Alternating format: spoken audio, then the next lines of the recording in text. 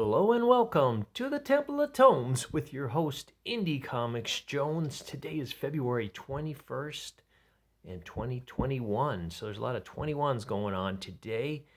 This is episode 209, and today we're taking a look at the Courier. Okay, this is a Zenoscope publication, and this particular arc is called Liberty and Death. It's issue 2 of a 3-arc series.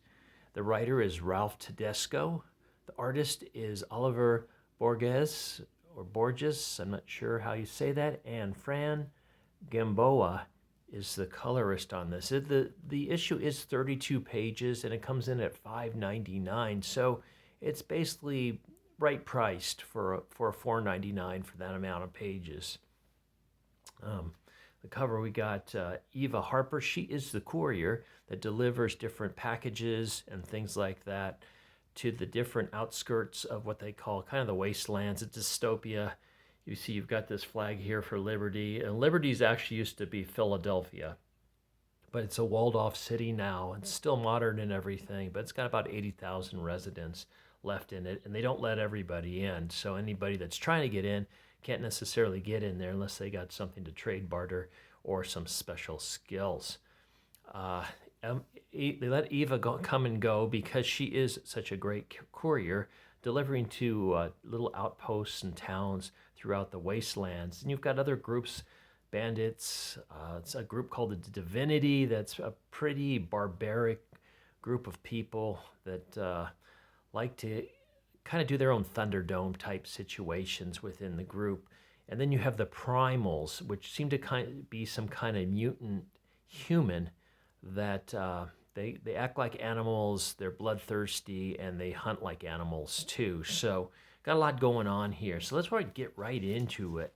The first, I should mention, there is a little blurb, gives you a little bit of update of what's going on. And right off the bat, we see that this is taken up from what ended in issue 1, where Eva Harper and some group from the Liberty were go out to retrieve a package that did not make it to its destination, and they get ambushed by the Divinity here. And you can see one of the soldiers getting hacked to shreds. Eva and another guy are hanging out in one of the like cargo vans that is stranded there, and Eva's taking out this Divinity that's sneaking up on that guy, and just one thing after another, kind of they suddenly get caught. Eva gets caught from behind. She's got a knife through her throat. They're telling him to quit, and the other guy takes a hostage himself. He says, I'll let him go if you let her go and us go. And the guy has his own kind of weird pride, and he says no. And he grabs the rifle barrel and forces this gentleman to shoot him in the head, and his eyeball comes flying out. It's pretty gory, pretty graphic. A lot of action, though, and the story is pretty good. I'm enjoying it a lot. This is a recommend, by the way. So when we can see that Eva gets hit with a dart, so she's knocked out. Probably happened to the rest of them too. Meanwhile, back in Longview, which is one of the outposts, one of the women there is not happy that the group came back from the wreck, where they've got that special box that everybody's looking for, without her, I guess her husband or lover, whoever it was.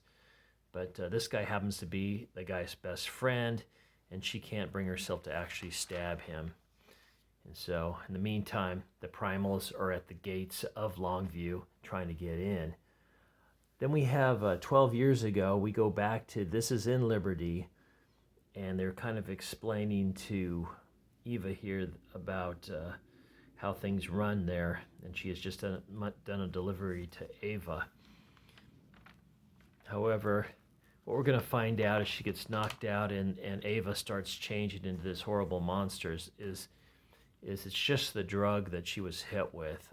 It's just kind of a flashback dream she's having as she wakes up in the back of this cargo van with looks like 5 other survivors held captive by the Divinity. So they get to their place They lead him out of the van, and they're told right off the bat that you better behave or else. And of course, one of the guys is will put up a fight in a second. Meanwhile, back at Longview, we see the Primals are circling this compound now, and the guy, one of the spotters up in the watchtower, sees them. He's calling out, "Hey, we got trouble." So they get there. They're going all out to get ready for this perhaps invasion. There's like 10 of them out here. They're telling the kids to go in the basement, and they're passing out the weapons to the inhabitants. Meanwhile, back at the Church of Divinity, one of the hostages mouths off, and he's immediately killed as the creepy leader actually eats the guy's eyeball. So it's pretty neat. And back out on the plains where the ambush took place and where Eva was captured, suddenly her drone, which was hit by an electronic impulse in the first issue, was knocked out of the sky, comes back up and starts searching for her. It seems to be like a pet almost, a human pet, if that's possible. So it's kind of looks out for her and such. It's kind of neat idea. So we see this cool throne that he's sitting at. He's got, bodies hanging there for intimidation, decorated with all kinds of weird stuff. And they are led to this Thunderdome type crowd to go through their atonement. And there's all these steps to it. The first step is they have to fight these Primals that are in the cage here. So the Primals are actually fed the guy that was just killed. And so while they're being distracted, the other guys are led into the cage, and they just wait, and they're trying to figure out what their strategy is going to be. And right off the bat, they decide we better attack first. And so they launch an attack at them. One guy, unfortunately, gets double teamed, and he goes down, while another stands by the fence. They're kind of sitting back. As while he's standing there, one of the guards is like poking him, like, get in there, fight. And that gives him a chance to get a spear. So they have at least one weapon in there. And then they start going to town. It's a pretty cool looking fight overall. Done very well. So it's kind of like this, I think, is the organized chaos we see here. And Eva's kind of like bit one of the guys, it looks like, as well.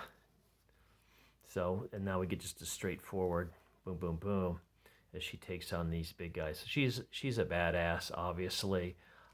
It's a little over the top that what she can do, as far as, because she's a small woman, but she can take on these huge beasts. While these other guys are getting slaughtered, she gets saved at the last minute when this guy uses the spear. He tosses a spear, and then he immediately gets attacked. And Eva tries to use the spear, and she's flipped. And this other guy, the guy flat top, is able to spear the guy through the back. And this guy's calling out, look out, and he jumps in front of flat top here and takes the brunt of the attacking Primal. So there's a lot of good action, just a lot of good fighting. And it's just down to 2 against 2 now. And we go back to the City of Liberty, where Eva's taking her drugs. She's talking to her brother, who's trying to run certain operations there. She doesn't trust him. She just kind of says she's lucky that he's got her for his sister, because he's kind of looking out for her. So there's a lot of intrigue and underlying subplots in this, which is really cool. And finally, we go back to the cage. So we don't know what's happening at Longview, but the Divinity camp, the drone has found Eva, and it has no weapons on it really, but it can do certain things. And it looks like it's going to attempt some kind of diversion or tactic or something to help Eva and Flat Top get out of this. So he doesn't have a Flat Top now. So this is to be concluded. Here's the cover for the final issue 3 of 3. Very exciting issue. For 32 pages, it read like 15 pages. Really good. Very strong. It is a recommend from Zenescope. It's probably one of the best things I've read from them in a while. I've been enjoying the Robin Hood line, but this even seems to turned up the volume a couple notches on that. So let's take a quick look at what else Zenoscope's got going on. Van Helsing, Hellfire by Joe Bruscia. Robin Hood right now. This is a 2-part arc. We reviewed the first part, and this is by Joe Bruscia as well. It's kind of a Jeffrey Epstein. It is recommended, but it's kind of got a Jeffrey Epstein undertones for it. But I don't know. I guess this is Hellfire, and she's looking pretty good there. Then we have Belle, Dead of Winter by Dave Franchini, and The Black Knight versus Lord of the Flies. So Black Knight's in here, and that's Joe Bruscia as well. Very busy. Joe's very, very busy, apparently. Grim Fairy Tales, The Dark Book.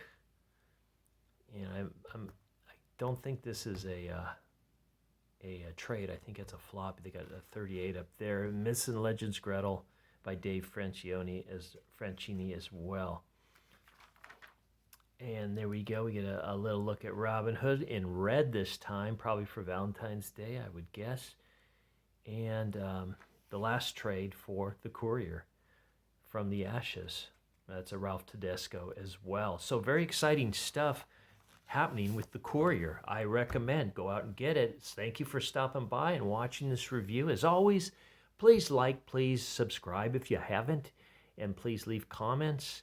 And this is Indie Comics Jones from the Temple of Tomes, bidding you adieu.